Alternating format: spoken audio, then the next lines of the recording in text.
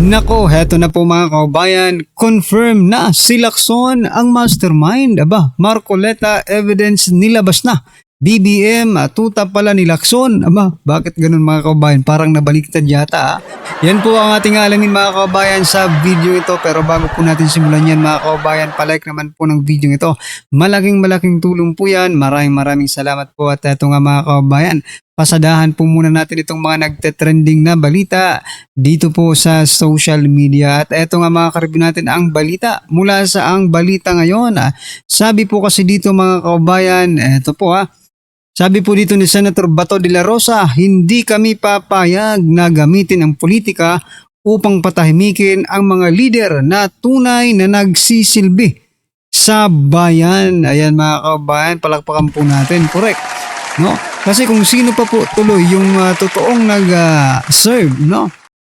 Sa taong bayan, kung sino pa yung totoong nagmahal, nagbigay ng malasakit sa taong bayan, siya pa po itong ginigipit ngayon mga kaubayan ng administrasyong ito.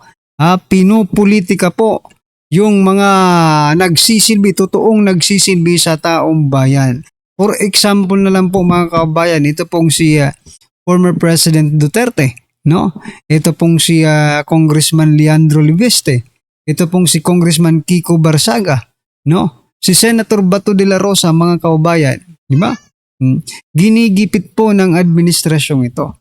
Kaya dapat lang na hindi pumayag na gamitin ang politika upang patahimikin ang mga leader na tunay na nagsisilbi sa bayan. Ayon po yan kay Senator Bato de la Rosa. At eto naman po ang naging komento ng ating mga kaubayan patungkol dyan. Sabi po dito ni Toy, huwag gamitin at idahilan ang ngalan ng politika sa mga kasalanan ninyong nagawa. Harapin nyo ang nang may tapang at dangal kung walang kasalanan. Alam mo, ikaw Toy, parang hindi mo nababasa yung mga nangyayari sa ating bansa, no? Kapag ikaw ay nadikit ang pangalan mo sa Duterte, wala silang ibang gagawin kung di talagang gipitin kayo. Yun po ang totoo. At nakita na po natin yan even sa 19th Congress mga kaubayan, di ba? Sabi po dito, people power na at hatulan sila sa kamay ng taong bayan. Ayan, sabi po yan ni Apolaki. Sabi naman po ni Jay, laban lang Senator Bato, dami pa rin naniniwala sa'yo. Correct. Palakpakan po natin yan mga kaubayan. Isipin nyo na lang sa mga sorbi-sorbi ng mga senatorial mga kaubayan, pumapasok po yung mga Duterte senatoriables, di ba? Bakit?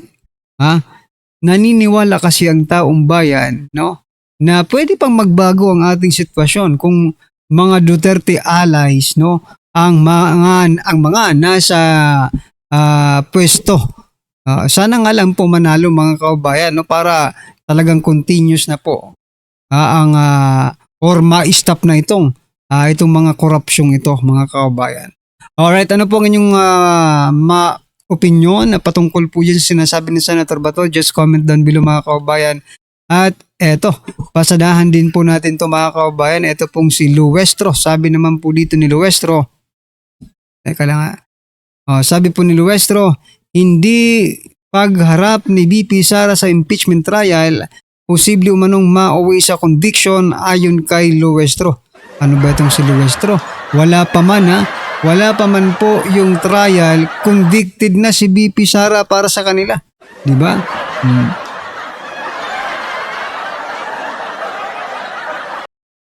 Pero tingnan nyo naman, di ba mga kaubayan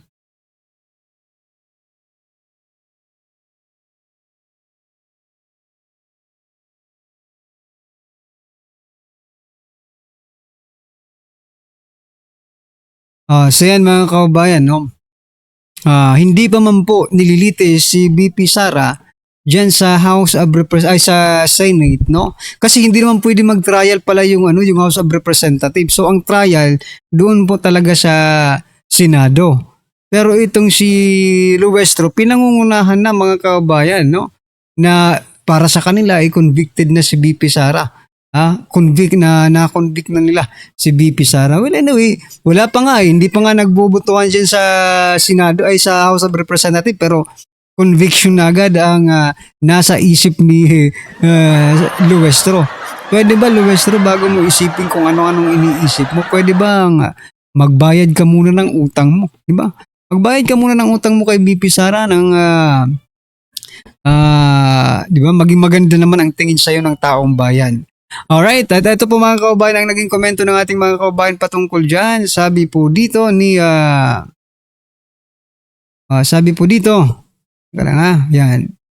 Sabi po dito ni Bet, trial lights camera action. Ayan na, action na.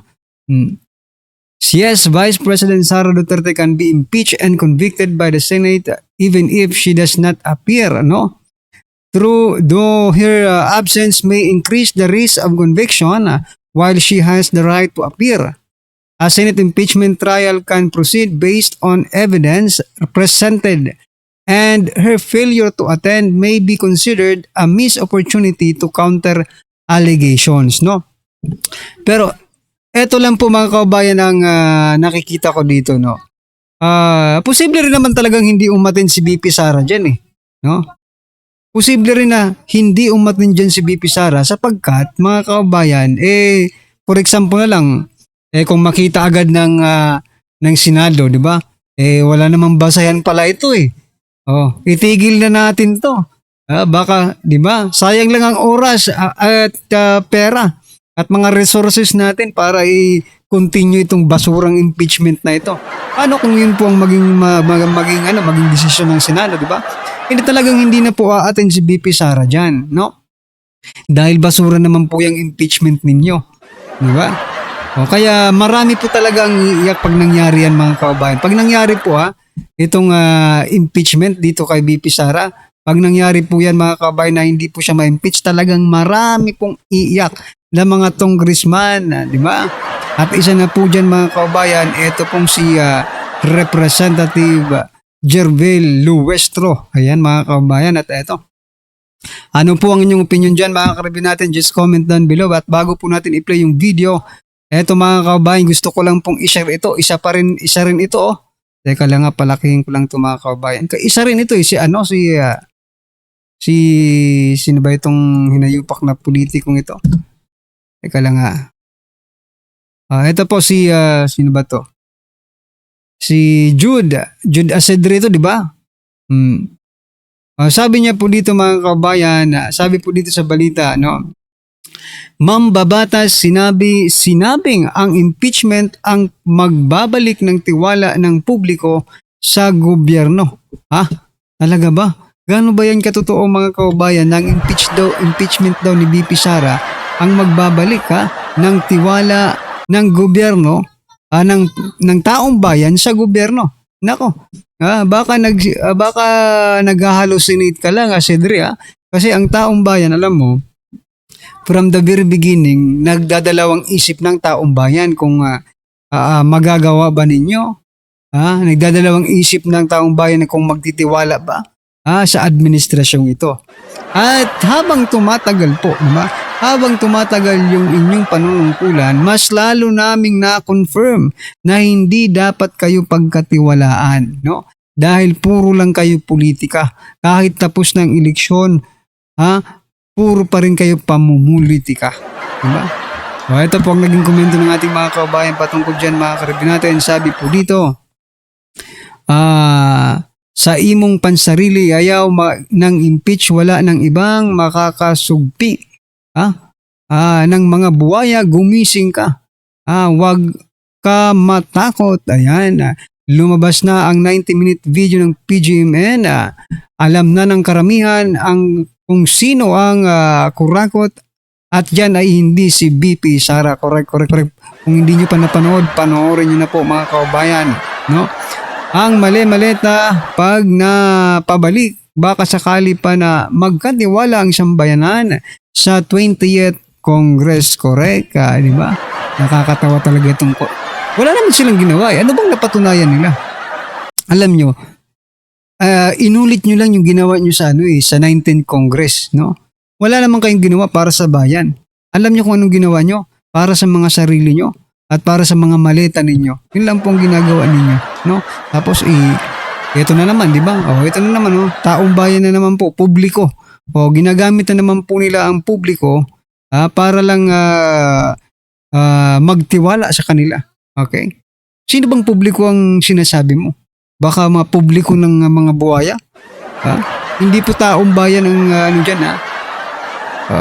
Sige nga, kayo mga kaubayan, naniniwala ba kayo sa sinasabi nitong buhayang ito? Diba? Napaka-imposible po ng sinasabi mo, sir. Kung sir ka man, di ba? Anyway, ito na mga kaubayan, pasadahan na po natin yung video. Pasok ka. Parang comics eh. Meron daw nakalagay. Ayan, lumalabas pero, na. Okay. Kung Marcoleta, 500. Nilabas niya yun na parang slide. Meron siyang parang pamagat na allocables and leadership. Okay. Masyadong mapangahas na magparatang para makapanira ng tao. Kaprasong papel lang, pinagtatakpan pa niya, hindi namin maintindihan kung ibig sabihin. Lumilitaw ngayon sa kanyang pakikipagpanayam sa media na yan daw ay ukol para sa akin. Ako raw ay nahingi ng 500 million. Allocables daw yon. At paiimbestigan niya ako sa ombudsman. Palagi gano'n yung taktika niya eh. May kanta ako dyan. Bakit ngayon ka lang? Bakit ngayon ka lang nagsabing may allocable? Si Marcoleta. Hindi, di ba? Bigla. Nung piko na siya kay Marcoleta, hindi, may allocable ka. Ayop eh. Saan? Bago nyo tuloy. Saan doon ba niya nakita yung 500 na yun? Saan, ano ba meron doon? Parang hindi namin alam yun. Sabi niya na binigay daw sa kanya na hindi, yung sulat mismo. Sulat kamay daw. Merong marginal note ng dating, yung namayapa na Yusek Cabral. Okay, opo. At hindi na makakapagsalita yun. Ayop yan. Hindi ko sinasabi na mantakin mo, ang witness mo ay yung taong patay na. So, hindi siya makakapagsalita. Hindi siya matatanong. So, tatanggapin na lang natin na katotohanan yung sinabi niya. Ayop talaga to si Lacson, no?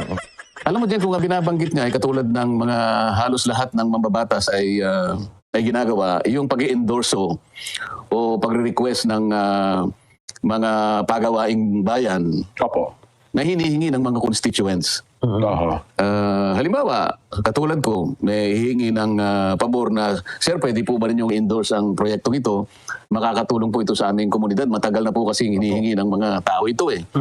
Hindi po namin maitawid ang ganito, tsaka ganito. Napakarami pong alalahanin. Kaya kung titingnan mo naman, Jen, suportado ng napakaraming dokumento, may resolusyon ng LGU, Municipal mga asosasyon Tama. na nakatira doon, at meron pang mga pirma ng mga district engineers, mga regional directors.